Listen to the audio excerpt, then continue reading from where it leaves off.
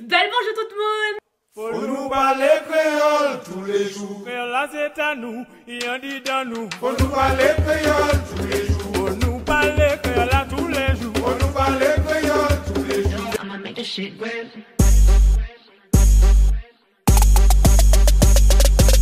A rich nigga, 8-figure, that's my type. That's my type, nigga, that's my type. 8-inch bagel.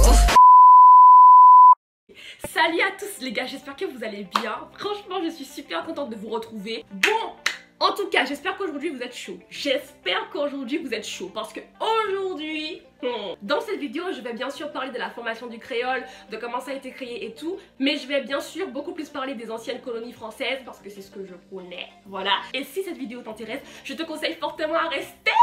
Déjà, avant de commencer, il est déjà important de savoir que désigne le terme créole. Au tout début, étaient appelés créoles les enfants de colons nés dans les colonies du Nouveau Monde. Ensuite, le terme créole a aussi désigné toute personne née et qui a grandi dans les colonies. Puis ensuite, le terme s'est encore répandu puisque le terme s'est appliqué à tout ce qui découlait du processus de créolisation. Mais il y a aussi la langue créole. Alors, qu'est-ce qu'une langue créole? Une langue créole est une langue devenue native au sein d'une société, mais qui descend à l'origine de pidgin. Un pidgin, en fait, c'est une langue simplifiée, pauvre et instable, qui permettait la communication entre les différentes communautés. Maintenant, passons à la deuxième partie de la vidéo. Déjà, l'ancien surnom du créole, c'était le baragouin. En gros, le baragouin, c'est un pidgin. C'est un langage mêlé qui permettait de faciliter la communication entre les différentes communautés. Et vous savez où a été né le premier langage baragouin? Il a été créé sur l'île de Saint-Christophe, puisque sur l'île, en fait, il y avait déjà de base les autochtones, donc les personnes qui sont nées sur l'île et qui vivaient sur l'île, plus s'ajoutaient les colons qui sont arrivés, on connaît déjà l'histoire, hein, plus les colons avaient ramené avec eux sur l'île les premiers afres. Afres veut dire africains mis en esclavage, je vais pas les appeler les esclaves. Donc comme je vous disais, il y avait les autochtones, les colons et les premiers afres. Et comme vous le savez, ils parlaient pas tous la même langue en fait. Et il fallait trouver un moyen de communication qui leur permettrait de discuter entre eux. Donc c'est là qu'a été né le premier langage baragouin. Mais là encore, il ne s'agissait pas encore d'une langue créole, puisque une langue créole est une langue qui est riche et une langue qui est native dans une île, tandis que le langage baragouin, c'est juste un langage qu'on utilise comme ça pour se comprendre en fait. Je sais pas si vous comprenez un peu... Je sais que c'est flou, hein. Je sais que c'est flou. En tout cas, le créole n'est pas né dès le début de l'esclavage, c'est venu bien après. Comme vous le savez, plusieurs îles, plusieurs endroits ont été colonisés. L'essor de l'économie de plantation a exigé une importation massive d'Africains mis en esclavage. Et il fallait des mains d'œuvre en fait. Du coup, ils ont pris des Africains de plusieurs pays, de plusieurs ethnies. Et bien sûr, ils parlaient tous des langues très différentes. Il y en a qui parlaient le Wolof, d'autres qui parlaient le Igbo. Il y avait plein de langues. Désolée si je prononce mal, j'espère que je prononce pas mal.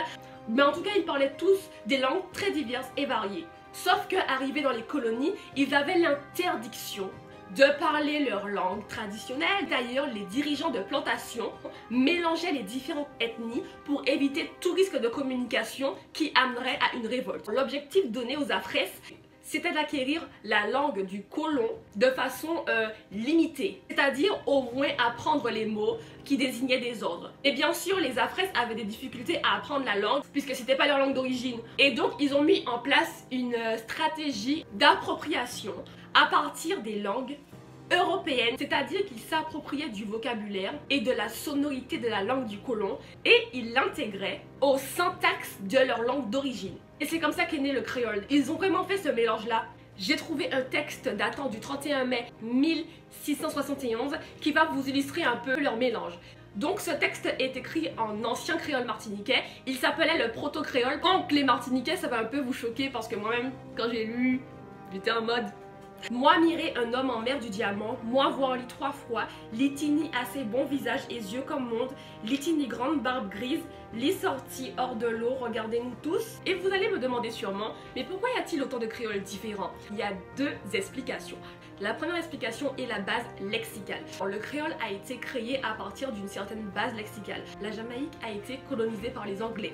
Donc, le créole s'est fait à partir d'une base lexicale anglaise. C'est-à-dire qu'ils se sont appropriés de la sonorité et du vocabulaire des Anglais et ils y ont ajouté leur langue d'origine.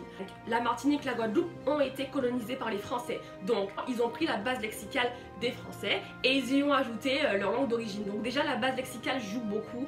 Deuxième explication, peut-être que la Martinique et la Guadeloupe ont été colonisées par les Français. Certes, en Martinique et en Guadeloupe, il y avait des afresses, mais c'était pas les mêmes personnalités, enfin, c'était pas les mêmes personnes, donc logiquement, ça allait donner un résultat différent. La Guadeloupe, c'est pas la Martinique, donc logiquement, ils ont leur créole qui était formé d'une certaine manière, et ça ne pouvait pas être reproduit de la même façon en Martinique, en fait. Le créole de la Guyane est différent de celui de la Martinique, le créole de la Martinique est différent de celui d'Haïti, c'est très différent et c'est normal. Alors maintenant, je vais parler spécifiquement des anciennes colonies françaises. Les colons surnommaient le créole de français corrompu. Ils le qualifiaient de patois des nègres. Et ils considéraient que cette création du créole en fait résultait du fait que les afresses étaient incapables d'apprendre la langue française. Et vous savez ce qui est le plus hypocrite et hilarant, c'est que malgré le mépris qu'ils avaient pour la langue créole, ils la parlaient. Et d'ailleurs, pour compléter le summum de l'hypocrisie, c'est que les Blancs de l'époque étaient les premiers à apprendre et à écrire le créole. Et vous allez me demander, mais pourquoi c'était eux les premiers? Parce que le Code noir de 1685 interdisait aux afresses d'apprendre à écrire et à lire en fait. Et d'ailleurs, il y avait de nombreuses variantes de créole. Il y avait le créole des Blancs, le créole des mulâtres.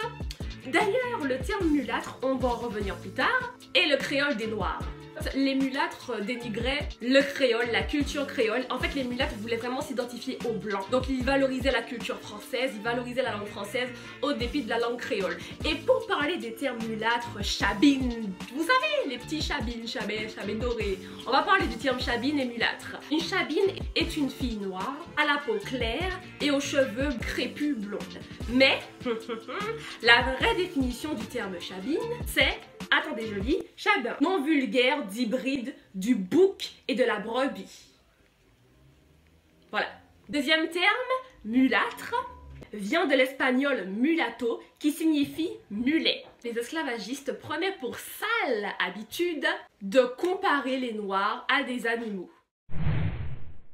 Nous allons parler des départements qui étaient encore français après l'abolition de l'esclavage. Après l'abolition de l'esclavage, le créole était exclu de l'administration, de l'école et de la justice. Et le créole était devenu une langue diabolisée. C'était vraiment une langue méprisée. Alors que le français était valorisé, était considéré comme une marque d'une bonne assimilation. La Troisième République exigeait que la seule langue parlée devait être la langue française de Molière, comme on dit si bien. Comme vous l'avez compris, le créole était utilisé dans les environnements familiers tels qu'entre potes, mais jamais dans des environnements sérieux.